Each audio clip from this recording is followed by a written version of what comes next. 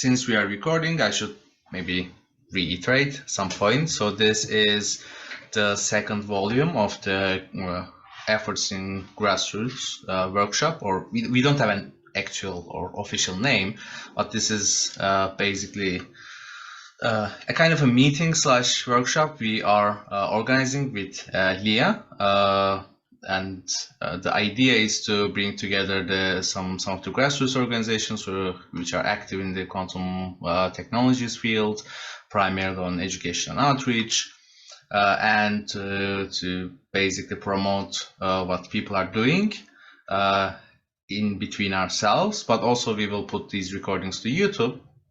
So if anyone else is interested, they can just check them later on. The first iteration, or the first volume, is also on YouTube, and then I will just put a link to it below. So if you're interested, you can just go and check that too. And that being said, Leah, do you have some comments that you want to start with? Not on the spot, except thank you everyone for coming. I'm really excited and looking forward to the presentations and the discussions. Same. I guess we can begin. So the first presentation will be from Bruna, who is here. And Bruna, take it away. So, well, I'm going to talk about myself because, well, the organization is myself. It's a very particular situation because I'm going to talk mostly about my efforts in science communication quantum, and it's pretty much all by myself. So, to introduce a bit about me in general, I have a PhD in theoretical physics. I'm currently staff scientist in quantum technologies, working more with algorithms at CMC Microsystems in Canada. But I'm originally from Brazil, and I do science communication since 2019, more frequently, right? And it's mostly focused on Brazilian Portuguese content. That's we really don't have that much content in Portuguese. We have science communication, quantum physics, and quantum computation, but not necessarily in Portuguese. And people in Brazil don't always speak English. Actually, most people, the great majority, do not speak English. That's the main gist of it. So just showing a bit my presence online. I'm on Instagram, do some posts with about quantum science, quantum science and quantum computation, mostly focus on misconceptions, on YouTube as well. On Twitter, I generally make some threads about specific topics, and on Medium is where I can talk a bit more in depth about quantum topics, and also I do some interviews with specialists from related areas.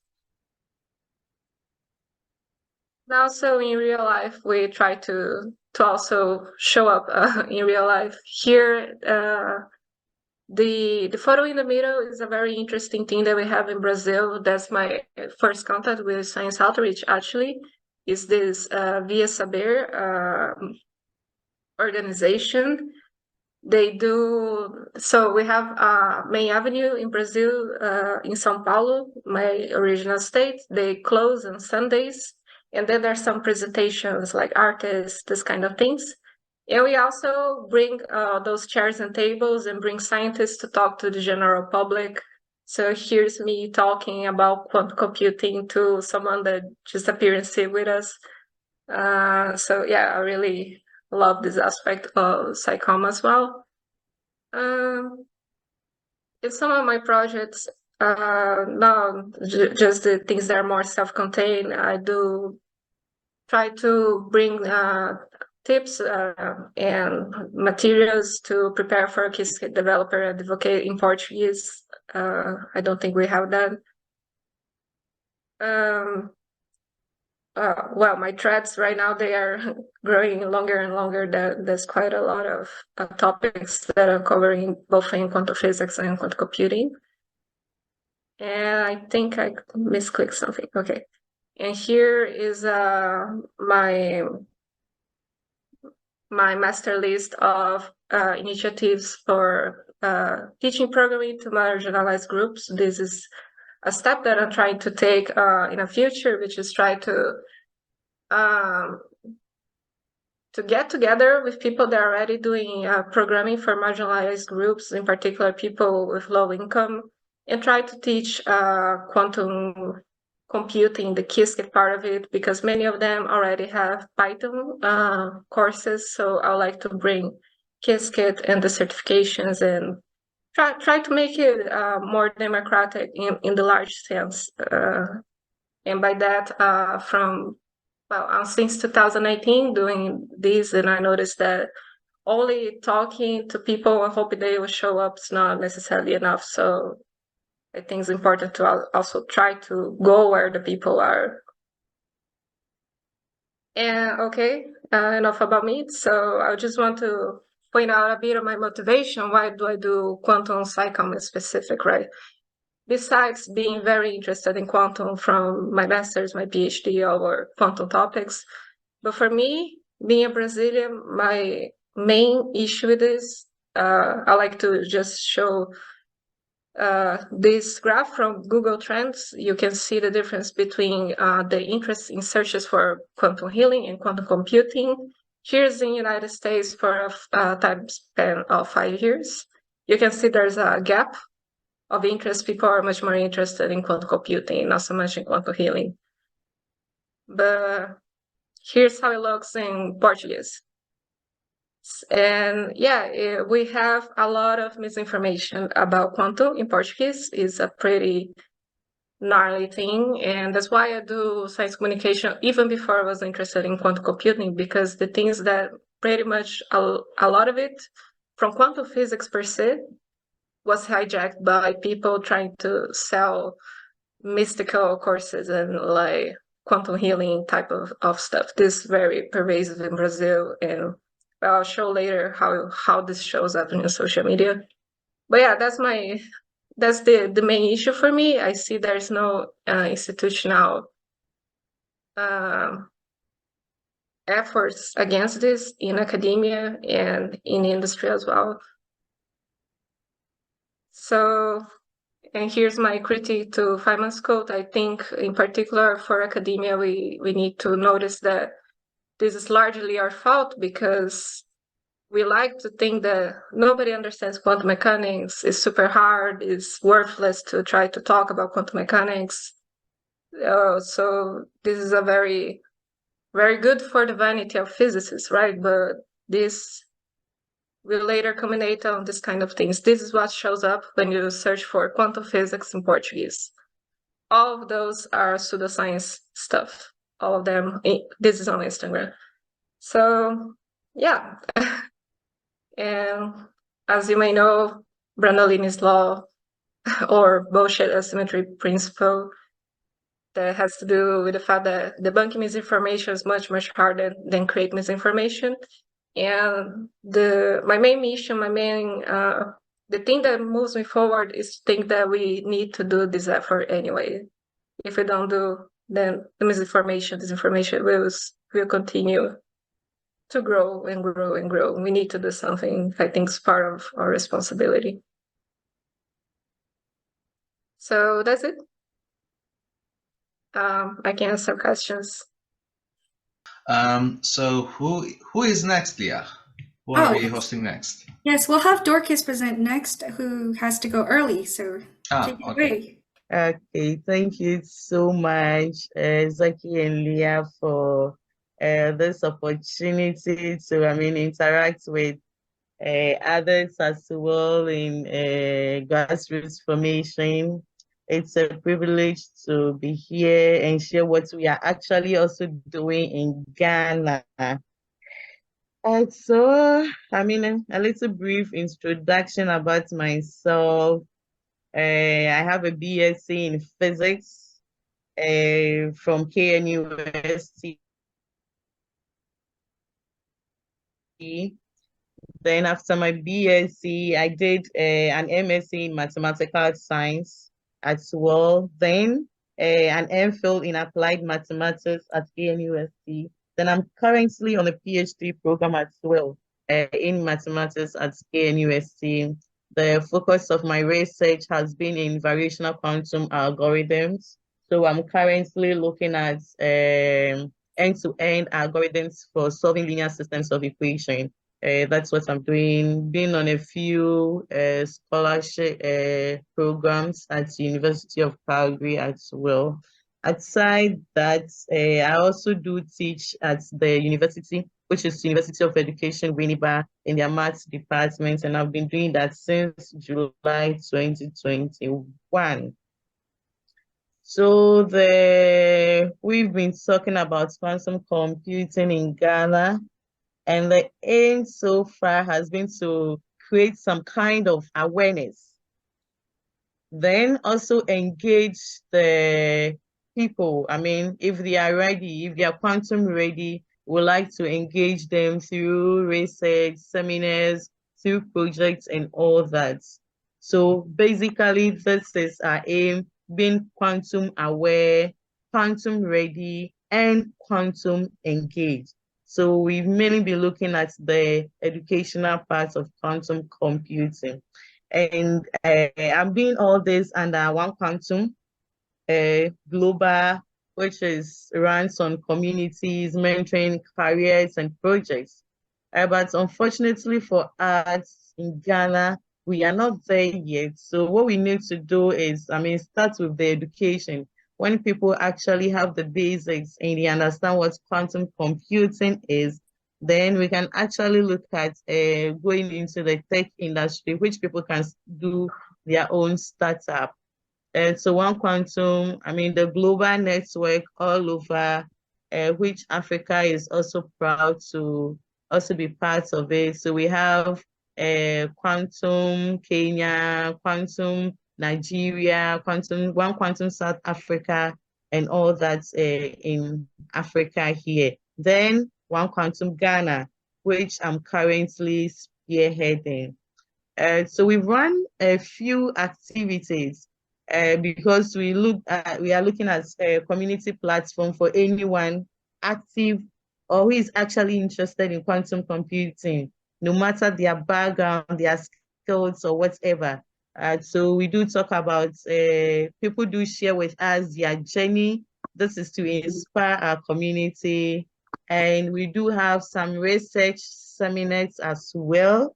We do sometimes run Python programming workshop because we think that, it's one of the basics you need if you actually want to be doing this quantum computing. So once a while, we do run that alongside. Then for us this year, it was more like a breakthrough because we tried getting some institutions involved. So we're excited to have our first hybrid introduction to quantum computing workshop. So we had in-person and online, and we're mainly supported by the Kwame Nkrumah University of Science and Technology.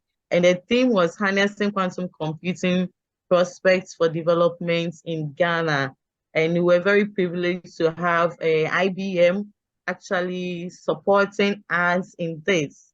And we got a few people all over giving us, taking us through quantum computing and some applications and all that from India, Italy, Nigeria, and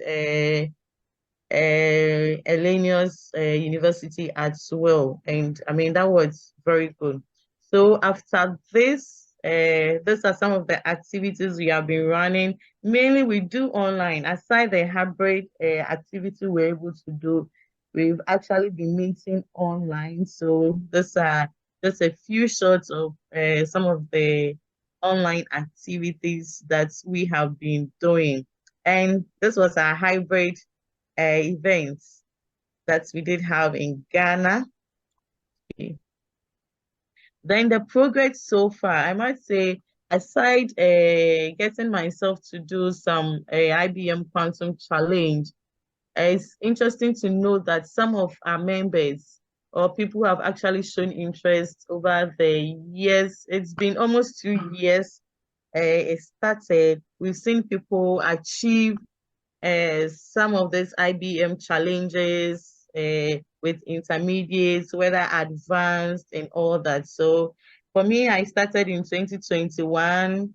And I mean, I think over the years, I've improved a little. In 2023, I mean, I achieved an advanced certificate, which I think it's a work in progress for us. Aside that, we do have an institute as well that we sometimes do collaborate with.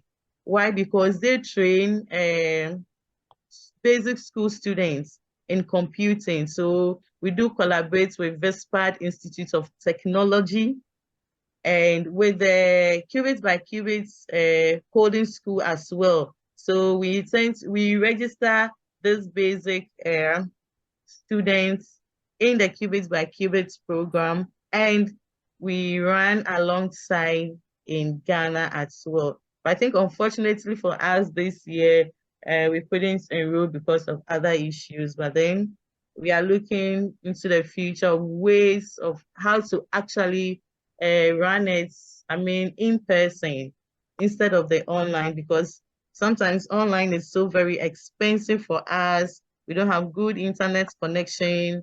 Data is so very expensive. So it's of a little concern to us. Then this year as well, we did participate in the Casket 4 Fest. So we had a week workshop introducing people to various aspects of quantum computing, and we crowned it with a challenge on our 5th day. And we think that that has been a great success for us. What then is the future for us? We are on a mission to actually ensure that the next generation in Ghana here is actually prepared with the quantum knowledge and the skills that they need so that they can be able to ideate, they can be able to innovate and actually make a social impact.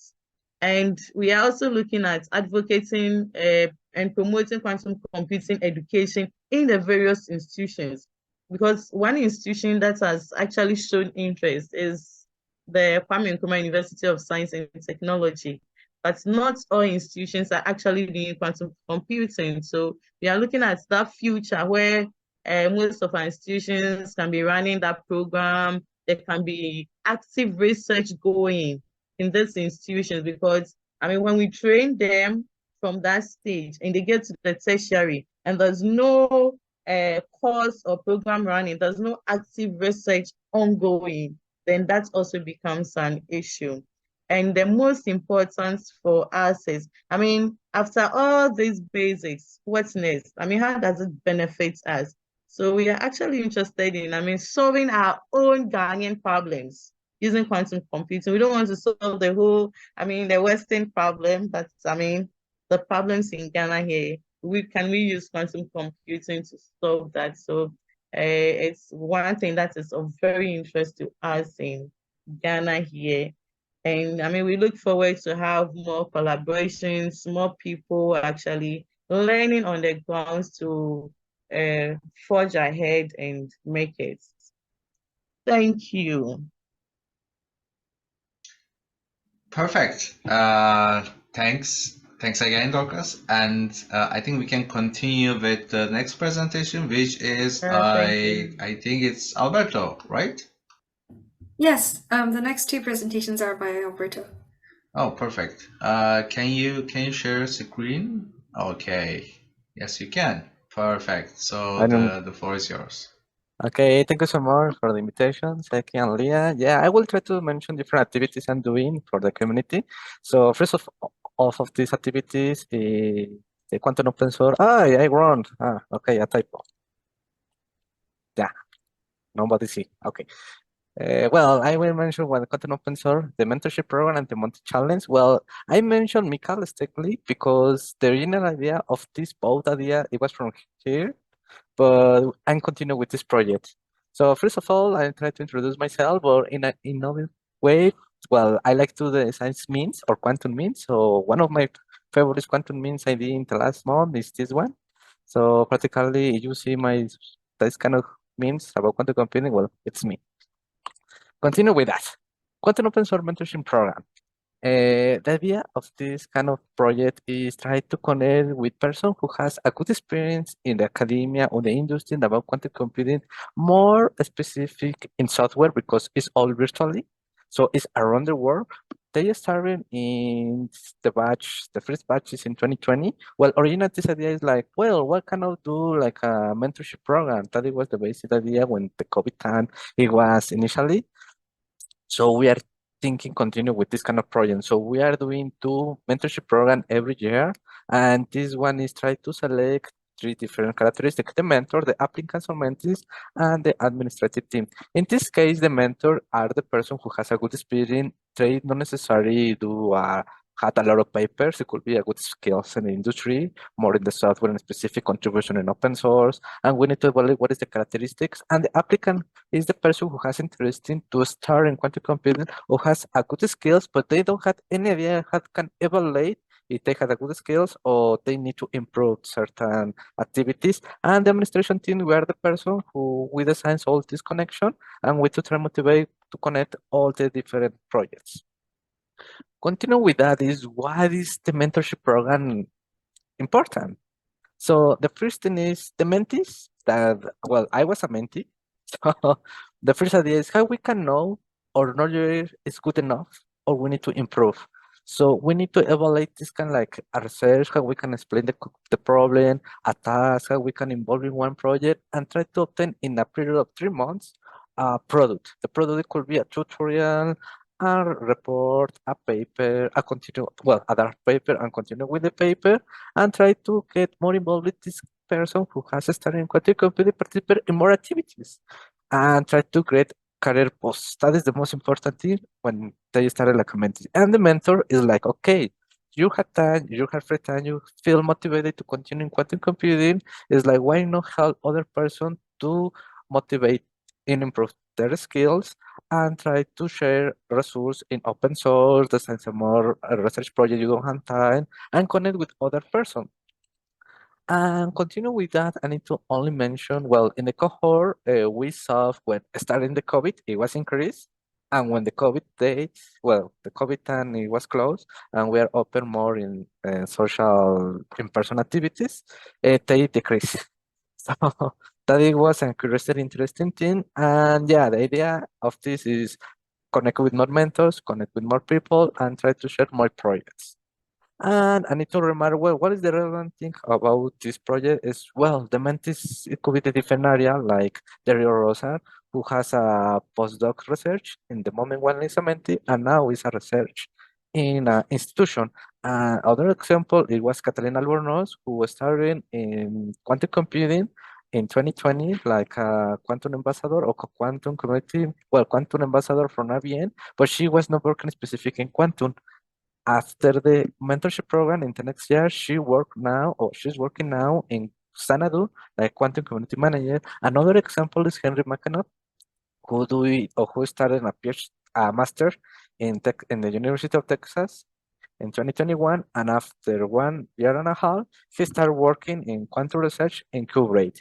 So practically all of this example is like the person who are starting this kind of activities, they improve the career in a professional way and work in the academia or in the industry.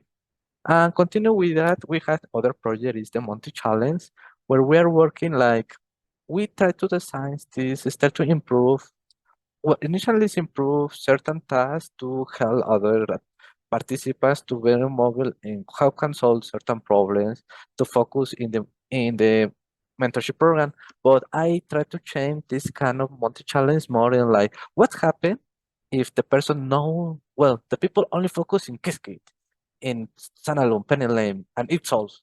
But what happened with other framework of the case, all different characteristics, other project we had certain opportunity or different startup who has involved in or companies starting working quantum computing. It is like CS Calculus, Ticket for Quantinuum, it is for Ox Institute a package about create simulation for superconducting qubits, MITIC for unitary phone. So the idea is why not try to share a useful project, a basic, not necessarily a huge project, but a useful project to involve in this specific SDK, package, library, wherever we obtain, and say, well, exists this one. It's not necessary you focus in only solve programs or rational quantum machine learning. Exists different frameworks, and we can motivate all the person is, well, if you don't feel confident with one thing, you can involve in another thing, like research, more in quantum software, not necessarily algorithms. This is more recreate different activities, and this kind of challenge we are trying to doing. The benefit, we have a collaboration with QRate. So the benefit is try to obtain certain credits for QRate and try to run all the solution in a real hardware. Like, well, we want to explore the possibility of this application in hardware. That is the benefit, and think that is the idea. And continue with other projects and doing different hackathons and events. And for the Spanish group, and this case is more for me. In 2021, I started to design different virtual hackathons where we are trying to involve in for Latin America in this initial case. So what I started in this is, well, explain the basic thing in 1 week about quantum computing, how to share with more person. And this, it was more involving Q Mexico for current world and quantum universal education from, well, case Lee and me. So in this idea, I started to more share the basic thing about quantum computing, and I was 100 people around interested in this one. In the second year, 2022, we're starting to do with more companies like Kubernetes, Unitary Foam, Multiverse Computing, and Tropical Lands, and Xanadu, and Covalent. And we are starting more involved in the characteristics, but we are more focused in mention, well, exists application. We need to mention what is the application with quantum optimization, quantum chemistry, quantum machine learning, quantum finance, quantum hardware, and what is the relevant part, and we're focused in Spanish. In this year, we had, well, in the previous, it was like 500 people interested, but in this year, we had do a collaboration for different people around the world for the Spanish speakers, like person from Venezuela, Peru, Colombia, Chile, Spain, and well, Mexico in my case. And we had almost 1,900 people interested in quantum computing, and that it was the previous person interested in the previous year. So it was a connection to all of this. It was part of the Qiskit Fall Fest.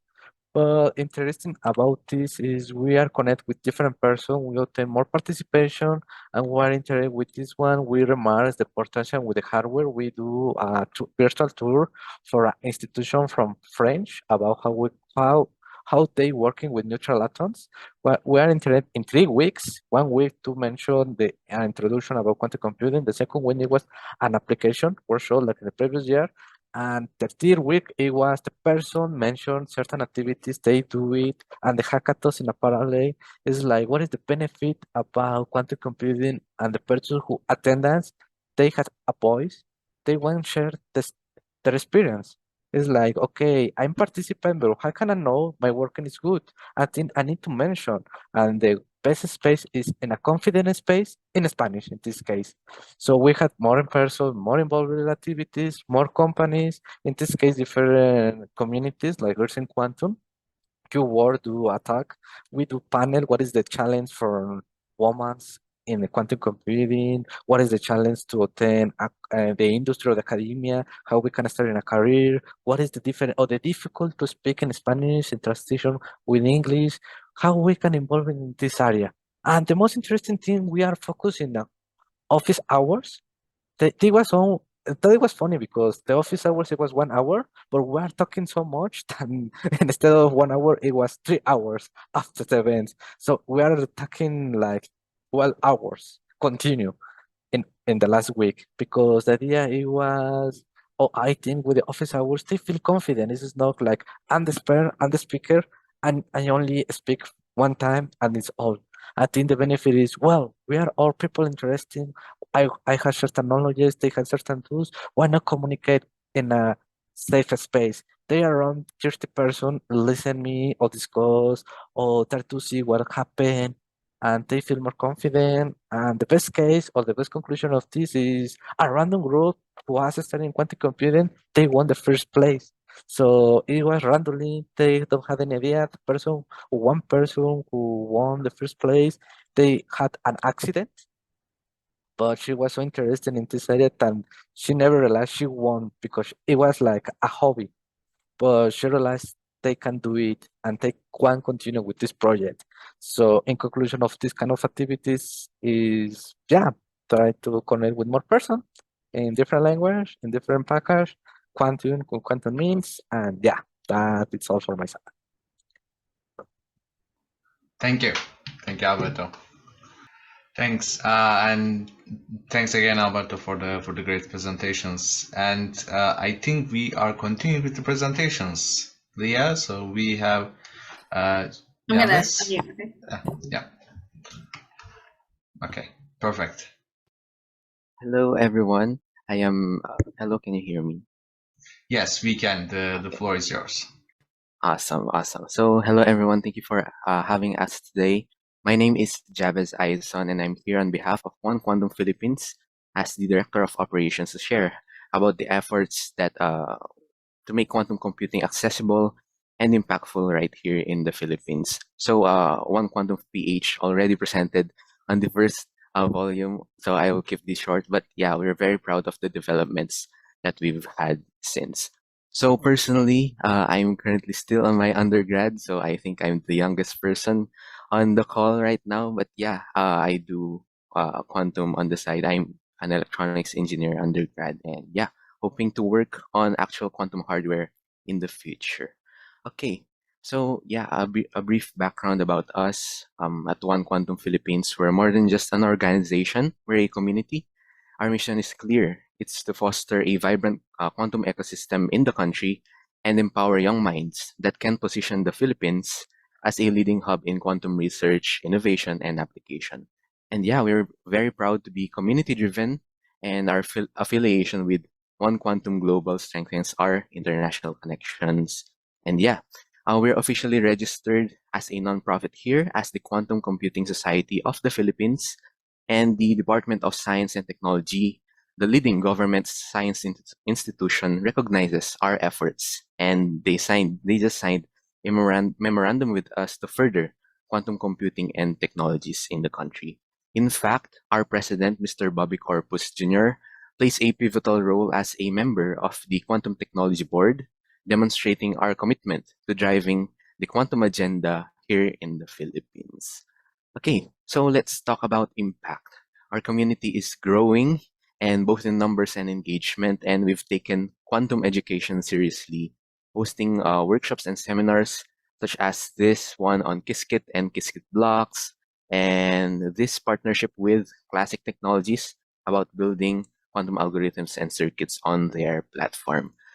But the highlight for this presentation is our partnership with educational institutions to introduce quantum to undergrad and even high school students.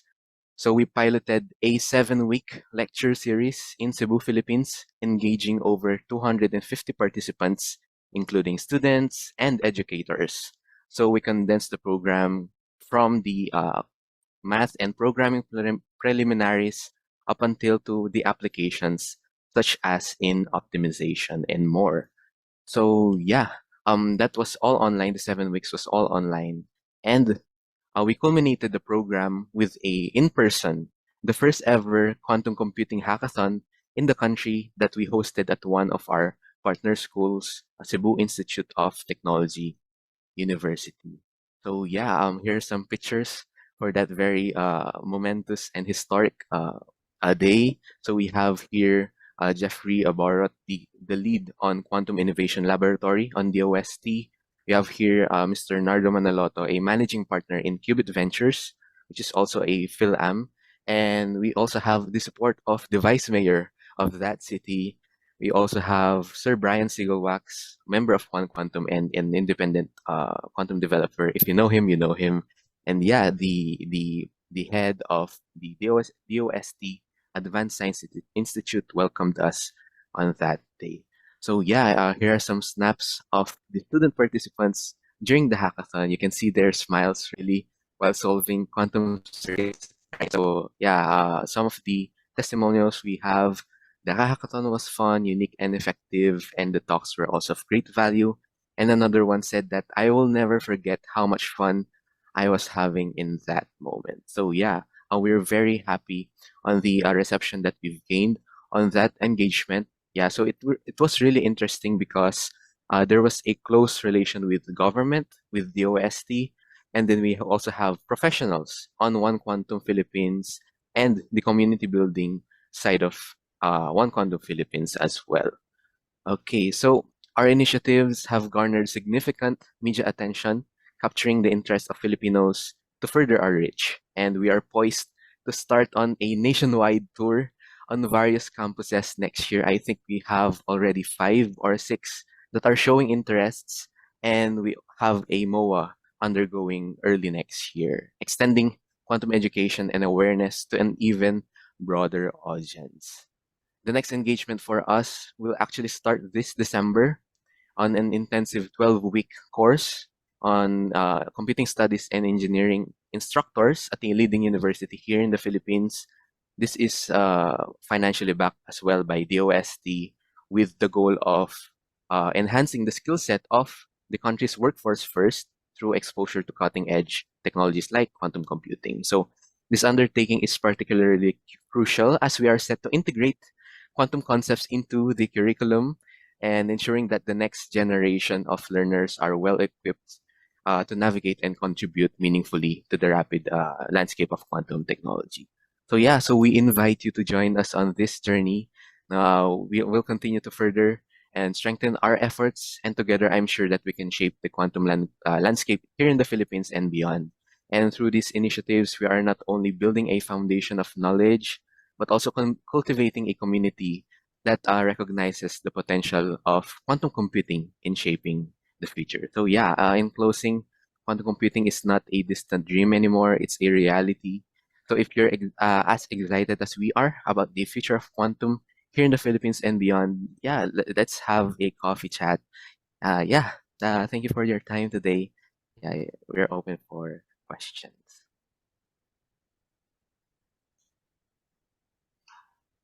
Thank you, James. That's really great, and it's also really good to get an update on what's going on in Philippines, because as you said in the previous version, we had Bobby do again another great presentation. So let's open up the floor for questions. If not, I will thank Jabez again, and before starting the recording, thanks for joining this event, and we will see you at the next one, hopefully. Bye.